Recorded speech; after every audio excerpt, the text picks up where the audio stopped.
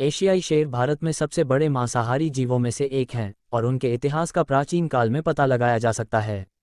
इस वीडियो में हम लगभग 1500 ईसा पूर्व से आज तक के एशियाई शेरों के इतिहास का पता लगाएंगे। भारत में शेरों के सबसे पुराने रिकॉर्ड सिंधु घाटी सभ्यता के हैं, जो लगभग 3300 ईसा पूर्व से 1300 ईसा पूर्व तक फले फूले।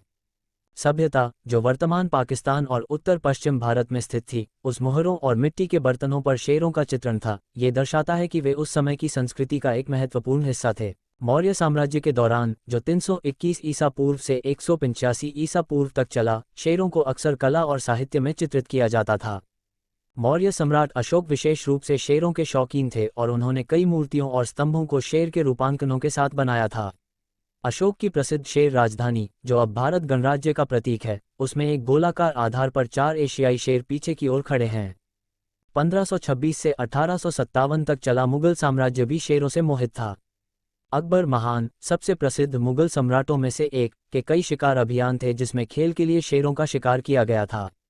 उन्होंने शेरों के कई चित्र भी बनवाए, जिनमें से कुछ को आज भी संग्रहालयों में देखा जा सकता है।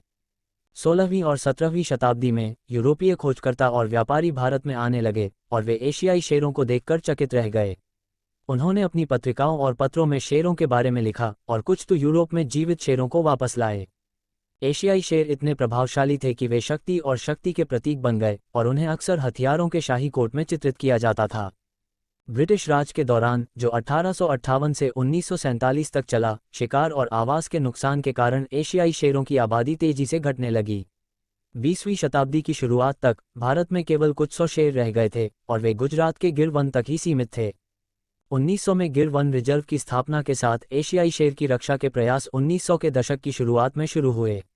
हालांकि 1950 और 60 के दशक तक गंभीर संरक्षण प्रयास नहीं किए गए थे।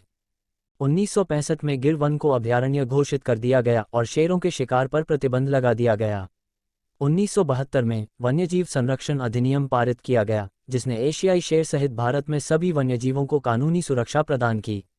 20वीं सदी के अंत में भारत में एशियाई शेरों की आबादी बढ़ाने के प्रयास किए गए।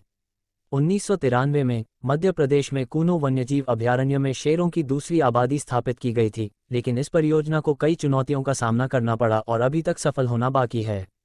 आज एशियाई शेर एक गंभीर रूप से लुप्तप्राय प्रजाति है, जिसके केवल लगभग 500 शेर गिर फॉरेस्ट में बचे हैं। गुजरात में गिर वन दुनिया में एकमात्र स्थान है जहां वे पाए जा सकते हैं और संरक्षण के प्रयास सर्वोच्च प्राथमिकता बने हुए हैं। अंत में, भारत में एशियाई शेरों का इतिहास हजारों साल पुराना है और उन्होंने कई सभ्यताओं की संस्कृति और कला में महत्वपूर्ण भूमिका निभाई है। हालांकि हाल की शताब्दियों में इन शानदार जानवरों की आबादी में भारी गिरावट आई है और अब ये हमारे ऊपर है कि हम आने वाली पीढ़ियों के आनंद के लिए उनकी रक्षा और संरक्षण करें।